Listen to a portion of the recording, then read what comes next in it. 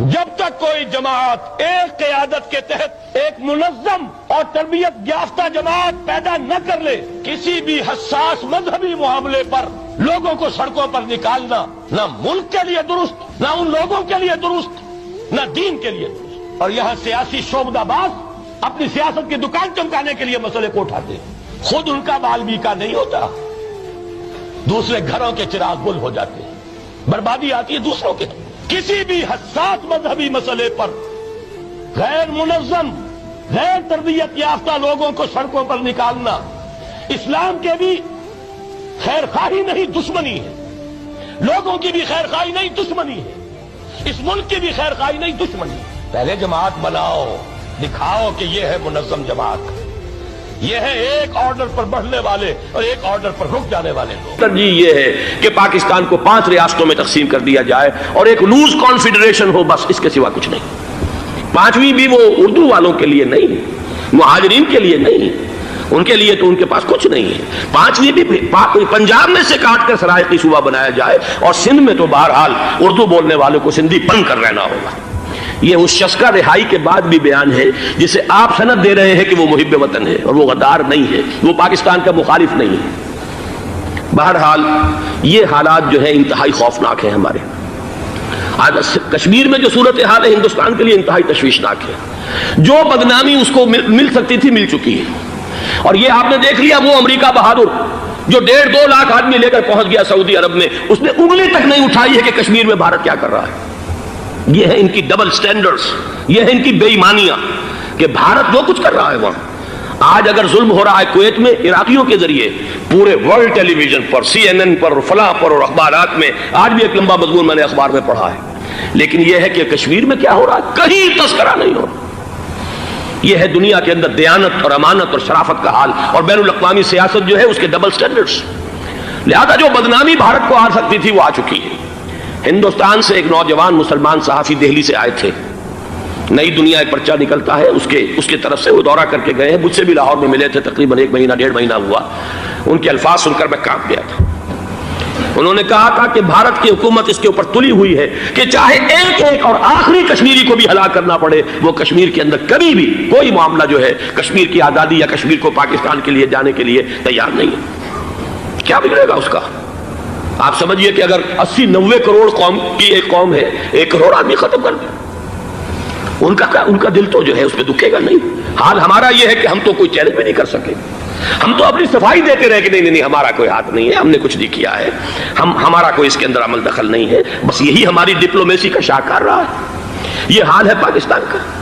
لہذا بھارت کا وہ معاملہ جو ہے، میں نے جیسا کہ آپ کے سامنے مختلف فیکٹرز گنوا دیے تھے، اندرونی اس کی سیاست، اندرونی خلفشات، وہ تو اب آ کر رہے گا۔ اللہ یہ کہ اللہ تعالیٰ کے قبضہ قدرت میں ہر شے ہے، وہ ٹال دے تو ٹال دے۔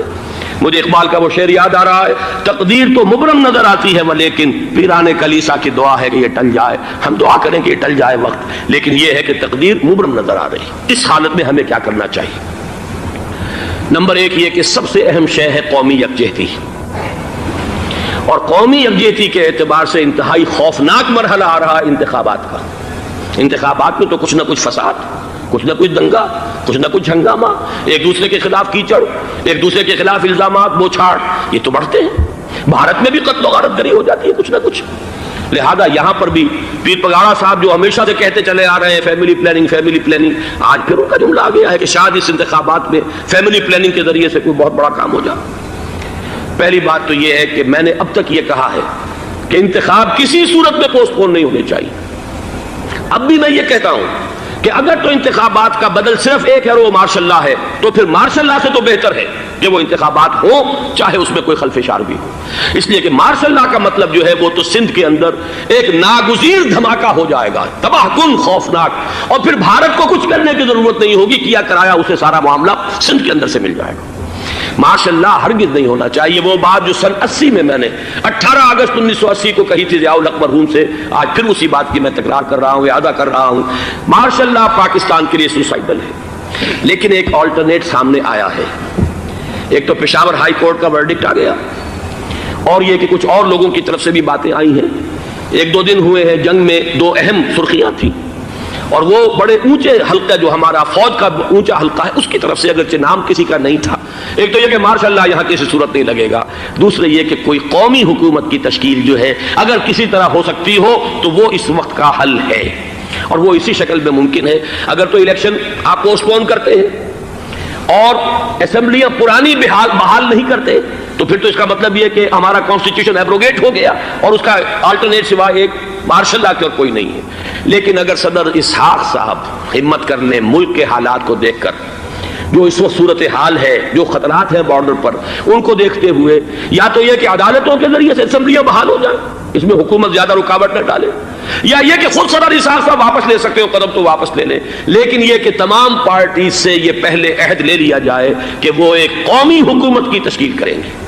یہ وہ بات ہے, آپ کو یاد ہوگا مرزا اسلم بیگ صاحب, انہوں نے بالکل شروع میں سن 88 کے الیکشن کے بعد کہا تھا کہ نیشنل گورنمنٹ فارم کی جانی چاہیے. اس وقت تو کسی نے دھیان نہیں دیا, پیپلز پارٹی بڑے نشے میں تھی, اس کو خاص طور پر سندھ میں جس طرح کا واک اوور ملا تھا اس کا ایک نشہ تھا اس کے دماغ پر, اس لیے وہ سوچنے پر تیار نہیں ہوئی. لیکن یہ کہ وہ جو ایک فارسی میں کہا جاتا ہے کہ ہر چے دانا کنت کنت نادا لیک بعد از خرابی بسیار, اب اس خرابی بسیار کے بعد بھی اگر عقل آ جائے اور ایک نیشنل گورنمنٹ بنائی جا سکے اور اس کے حوالے سے الیکشن کو پوسٹ پون کیا جا سکے تو میرے نزدیک یہ رائے پوری قوت کے ساتھ دی جانی چاہیے, پیش کی جانی چاہیے, اس لیے کہ الیکشن اس وقت جس خلفشار کا سبب بن جائے گا, ذریعہ بن جائے گا, اس کو تو گویا کہ اور بھارت کے جو گھناونے عزائم ہیں ان کو اور تقویت دینے کا سبب اور ذریعہ بن جائے گا.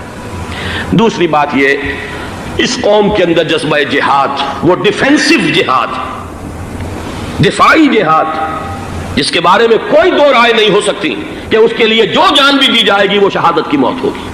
اس لیے کہ حضور کی حدیث ہے من قتل دون مالہ فہو شہید, جو شخص اپنے مال کی حفاظت کرتے ہوئے مارا گیا مسلمان وہ شہید ہے. تو ظاہر بات ہے کہ اپنی آزادی کا تحفظ جو ہے وہ مال کے تحفظ سے زیادہ اہمیت رکھنے والی شے ہے. ایک جذبہ جہاد پیدا کیا جائے اور ایک پیپلز آرمی یہاں پر کھڑی کی جائے, عوامی فوج.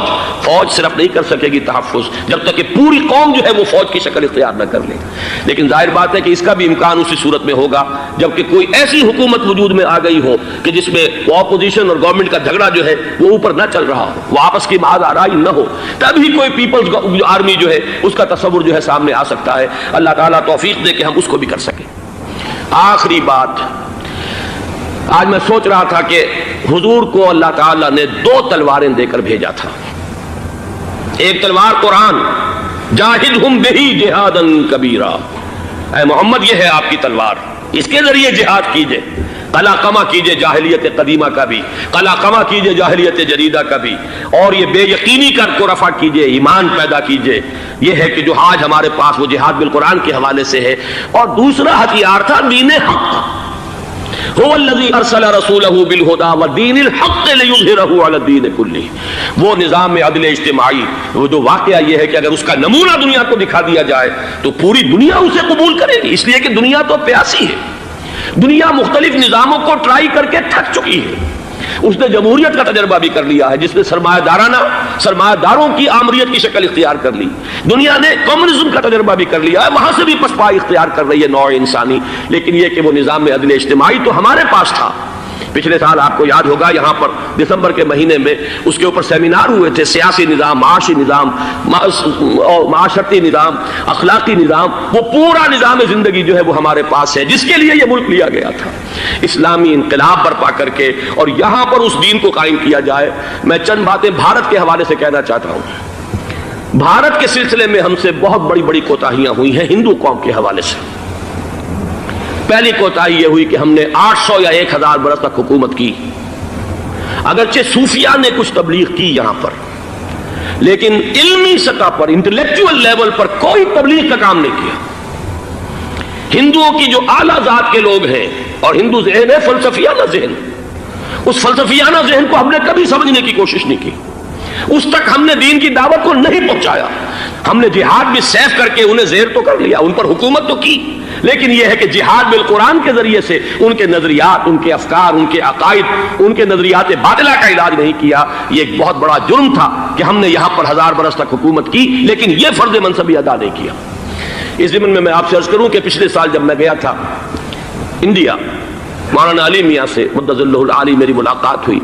میں نے انہیں ایک مشورہ دیا, وہ چونک گئے, انہوں نے مشورہ پسند بھی کیا. یہ مجھے نہیں معلوم کہ اس پر عمل کیا یا نہیں. میں نے ان سے عرض کیا کہ آپ ندوۃ العلماء میں سنسکرت کی تعلیم لازم کر دیں تاکہ یہاں کا عالم دین جو نکلے وہ ہندو جو مذہب کی کتابیں ہیں ٹاپ کی امہات کتب ان کو بھی سمجھ سکتا ہو. جب تک آپ ہندو ذہن کو نہیں سمجھیں گے اسلام اس کے سامنے پیش نہیں کر سکتے. لہذا ایک کام تو ہمیں یہ کرنا ہے, اور میں نے شاید آپ میں سے جو حضرات بھی میثاق پڑھتے ہیں ان کے تو علم میں یہ بات ہوگی کہ میں نے شاہ ولی اللہ دہلوی رحمۃ اللہ علیہ کا ایک قول جو ہے نقل کیا ہے ہندوستان ہی کے ایک رسالے میں. وہ ان کا قول جو ہے اس کو کوٹ کیا گیا تھا, وہاں سے میں نے نقل کیا کہ انہوں نے فرمایا کہ ایک وقت آئے گا کہ ہندو قوم کے اعلیٰ ذات کی اکثریت اسلام قبول کر لے گی. اللہ کرے کہ وہ کام ہو, وہ بھی ہوگا تو جہاد بالقرآن کے ذریعے سے ہوگا. دوسری دو کوتاہیاں کیا ہوئی دیکھیے, میں اس کی مثال دے رہا ہوں. ہم نے اب تک اسلام کے لیے جو نعرہ بازی کی ہے اس کا نتیجہ یہ نکلا, ہندو کو ہم نے بیدار کر دیا, چوکنا کر دیا, منظم کر دیا, اپنے خلاف کھڑا کر دیا, اور ہم نے کچھ کیا نہیں. اس کی ایک سادہ مثال دے رہا ہوں. چپ راس چپ, چپ راس چپ, خاکسار تحریک دہل گیا تھا پورا ہندوستان. واقعہ یہ کہ دہل گیا تھا. وہ تحریک تو اس کے بعد ختم ہوئی, اب آثار قدیمہ میں کہیں رکھی ہوئی ہے, لیکن ہندو نے اس وقت سے RSS شروع کی, ہندو کو جگہ دیا. RSS جوابی تحریک تھی خاکسار تحریک کے مقابلے میں, اور وہ 60 برس ہو گئے مسلسل کام کر رہے ہیں. وہ تحریک موجود ہے اور اب وہ بہت بڑی فارمیڈیبل فورس بن چکی ہے ہندوستان کے اندر. اسی طرح دوسری بات عرض کر رہا ہوں, ہمارے ہاں اسلام کا نعرہ, اسلامی نظام, اسلامائزیشن, حکومت, قانون, یہ پہلے تو لگا کرتا تھا اپوزیشن کے پلیٹ فارم سے. 11 برس جو تھے ہمارے مرحوم ضیاء الحق صاحب کے, وہ ایوان حکومت سے یہ نعرہ لگا. نتیجہ یہ نکلا ہندوستان میں رام راشٹر کی تحریک کھڑی ہو گئی جوابی رد عمل کے طور پر. ہم نے تو کچھ کیا بھی نہیں سوائے کچھ کاسمیٹک تبدیلیاں, کچھ اوپر کی تبدیلیاں, کچھ رنگ و روغن, کچھ عید میلاد النبی زیادہ شوق سے اور زیادہ شان سے بنانی شروع کر دی, کچھ اور ہم نے اس طرح کے جو ہے وہ تقریبات کا آغاز کر لیا. باقی وہ اسلام کا نظام, وہ نظام تو ہم نے قائم نہیں کیا. میں نے جو حضرات واقف ہیں مجھ سے انہیں یاد ہوگا یہ کہ میں سن 80 میں پہلی مرتبہ بھارت گیا تھا پاکستان بننے کے بعد. سن 47 نومبر میں نے کراس کیا تھا from east Punjab to west Punjab, Pakistan آیا خون اور خاک آگ کے دریا عبور کر کے. 33 برس کے بعد میں گیا تھا واپس ہندوستان پہلی مرتبہ سن 80 میں. واپس آ کے جو میں نے تقریر کی تھی اس کی چند چیزیں یاد ہوں گی بہت سے حضرات کو. میں نے کہا تھا میں نے 2 چیزیں بڑی اچھی دیکھی ہندوستان میں جس سے ہندوستان میں مسلمانوں اور اسلام کے مستقبل کے بارے میں جو بہت زیادہ اندیشے اور خطرے تھے وہ دور ہو گئے. ایک یہ کہ ہندوستان میں بھی کوئی ایک نیشنلزم پیدا نہیں ہو سکا بلکہ ریجنلزم ہے, علاقائیت ہے, لوگوں کے ذہن کے اندر علاقائیت ہے. اگر ایک مرکزی نیشنلزم پیدا ہو جائے تو بھارت بہت بڑی طاقت بن جائے گا, پورے علاقے کے لیے بہت بڑا خطرہ بن جائے گا. دوسری بات میں نے عرض کی تھی کہ اللہ کا شکر ہے کہ ہندو مذہب کا کوئی ریوائول وہاں نہیں ہوا. بائی اینڈ لارج انڈین ہندو جو ہے وہ سیکولر ذہن کا ہے, مذہب کا احیاء وہاں نہیں ہوا. یہ سن 19 کی بات میں کہہ رہا ہوں, اس لیے کہ مذہب کا اگر احیاء وہاں ہو جائے تو مسلمان کے لیے بڑے خطرے کی بات ہو جائے. لیکن آج میں آپ سے عرض کر رہا ہوں 1990 میں 10 برس کے بعد یہ جو 11 برس تک ہمارے ہاں اسلام کی رٹ لگی ہے, نتیجتاً اب وہاں ملیٹنٹ ہندو ریوائولزم ایک بہت بڑی قوت بن کر آ چکا ہے. ہم نے کچھ کیا بھی نہیں, نعرے لگائے, اور وہاں BJP اب اگلے الیکشن کے اندر وہ یقین رکھتی ہے کہ اس کی حکومت ہوگی. اس وقت بھی VP سنگھ کی حکومت جو ہے اسی کے بل پر کھڑی ہے. میری ملاقات ریاض میں ایک ہوئی ہے مراد آباد کے نوجوان سے, اور گفتگو کے آخر میں وہ رو پڑا کہ ہم ہندوستانی مسلمان کیا کریں, ہم تو ایک ایسی صورتحال سے دوچار ہو گئے ہیں کہ کوئی صورت ہمیں نظر نہیں آ رہی بچاؤ کی. 30 اکتوبر کی ڈیٹ دی ہوئی ہے VHP نے, وشوا ہندو پریشد جو ہے VHP, اس کے دے رکھی ہے کہ ہم نے ہر صورت کچھ بھی ہو جائے, اور ایسے ایسے طریقے ان کے ہیں.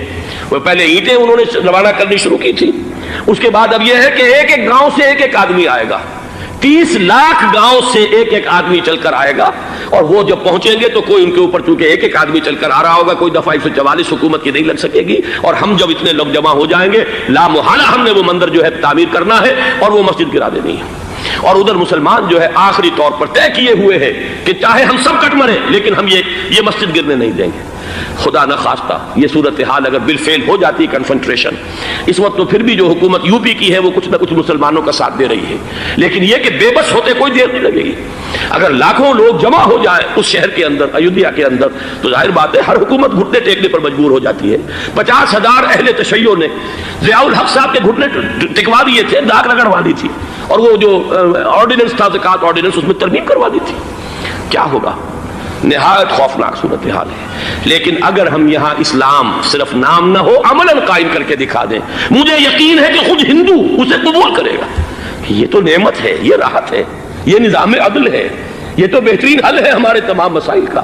لیکن یہ کہ اگر ہم نے وہ کام نہ کیا، وہ اسلامی انقلاب کی طرف پیش قدمی نہ کی، وہ جاہدہم بہ جہادا کبیرہ کے ذریعے سے ایمان، اور ایمان کے ساتھ اس کا لازمی نتیجہ وہ ایک جد و جہد، انقلابی جد و جہد، اور اس کے نتیجے میں پاکستان میں اسلامی انقلاب لا کر اسلام کے نظام عدل اجتماعی کو قائم کرنا، یہ ہے دوسرا کرنے کا اصل کام. اور یہ ہے در حقیقت کہ جو ہمارے تمام